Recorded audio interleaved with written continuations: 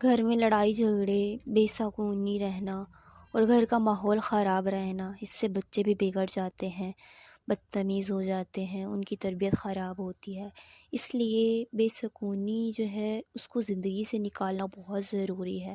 اصل میں بے سکونی کی وجوہات کیا ہیں؟ ہماری زندگی میں ویسے تو بہت ساری ہیں، لیکن جو سب سے بڑی وجوہات ہیں، اگر ہم ان کو کم کر لیں یا ختم کر لیں اپنی زندگی سے اور ان کے حل کو اپنا لیں تو انشاءاللہ عز و جل ہماری زندگی میں بہت سکون آ جائے گا۔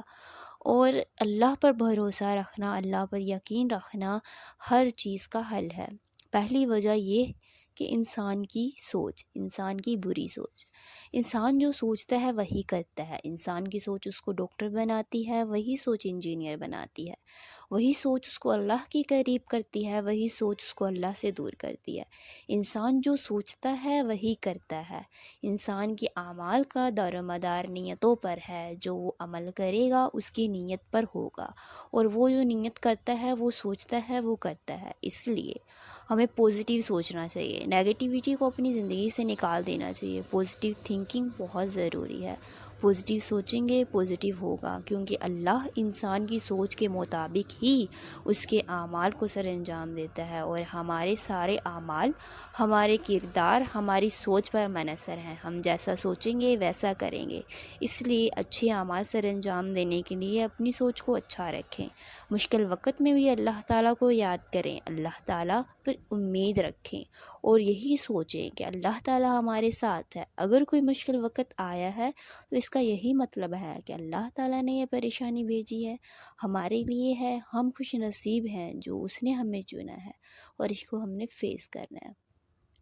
سیکنڈ، دوسری وجہ یہ ہے کہ انسان اپنی جھونپڑی کو گرا دیتا ہے کسی کا محل دیکھ کر۔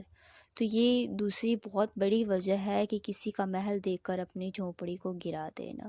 اس وجہ سے جتنے میں اللہ نے دیا ہے اتنے میں راضی رہیں، اللہ کی رضا پر راضی رہیں، خوش رہیں۔ کسی کا گھر دیکھ کر اپنی جھونپڑی نہ توڑیں۔ بہت سارے لوگ ایسے ہیں، بہت ساری گرلز ایسی ہوتی ہیں جو کسی خوبصورت لڑکی کو دیکھ کر خود کو بدصورت سمجھنے لگ جاتی ہیں، اور پھر خود کو زیادہ پیارا بنانے کے لیے پتہ نہیں کیا کا استعمال کرتی ہیں اور اپنا بیڑا غرق کر لیتی ہیں، اور پھر گلہ کرتی ہیں۔ اس لیے ہمیں کسی کا اچھا گھر، اچھی چیز، اچھا چہرہ اور اچھا انسان دیکھ کر ماشاءاللہ کہنا چاہیے، اور اپنے لیے الحمدللہ کہنا چاہیے کہ اللہ تعالیٰ نے ہمیں جیسا بنایا ہے، جو عطا کیا ہے، اللہ کا شکر ہے۔ اللہ جس حال میں بھی رکھے راضی رہیں، اللہ سے ناشکری کا مظاہرہ نہ کریں۔ اور اللہ تعالیٰ سے جو انسان راضی ہو جاتے ہیں، تو جو اللہ تعالیٰ سے کم روزی میں راضی ہو جاتا ہے، اللہ تعالیٰ اس کی کم نیکیوں سے راضی ہو جاتا ہے۔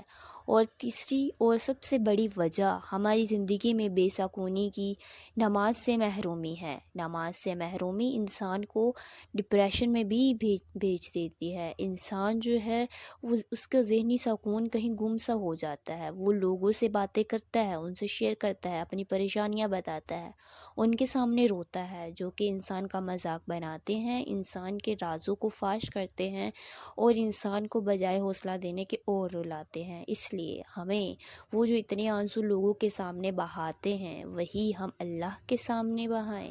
ایک آنسو بھی نکل آئے تو اس آنسو کے دوران مانگی ہوئی دعا رد نہیں ہوتی، اور وہ ایک آنسو دل کو ہلکا کر دیتا ہے۔ ہم جو لوگ نماز ادا نہیں کرتے، ان کو اللہ تعالیٰ اپنے سامنے حاضر ہونے کی توفیق عطا نہیں فرماتا، اپنے آگے کھڑے ہونے کی توفیق عطا نہیں فرماتا۔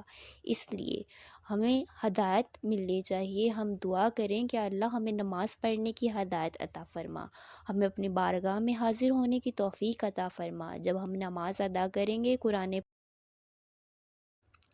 قرآن پاک کی تلاوت کریں گے، تو ہمارے دلوں کو، ہمارے ذہنوں کو سکون ملے گا، جو کہ ہماری زندگی میں بے سکونی کی سب سے بڑی وجہ نماز سے محرومی ہے۔ اس لیے نماز کو اختیار کریں، نماز کو ادا کریں اور اپنی زندگی میں بے سکونی کو ختم کریں۔ اللہ تعالیٰ پر یقین رکھیں، اللہ تعالیٰ پر اعتماد رکھیں، اور زندگی میں بہت سی پریشانیوں کے حل کے لیے میں کوشش کروں گی ہر ٹاپک پہ ویڈیو بناؤں۔ اس لیے آپ چینل کو سبسکرائب کر کے رکھیں تاکہ آپ کے کوئی بھی مسئلہ ہے، ہو سکتا ہے میری کسی بات کو سن کر آپ اس پر عمل کریں اور اس پریشانی کا حل ہو جائے۔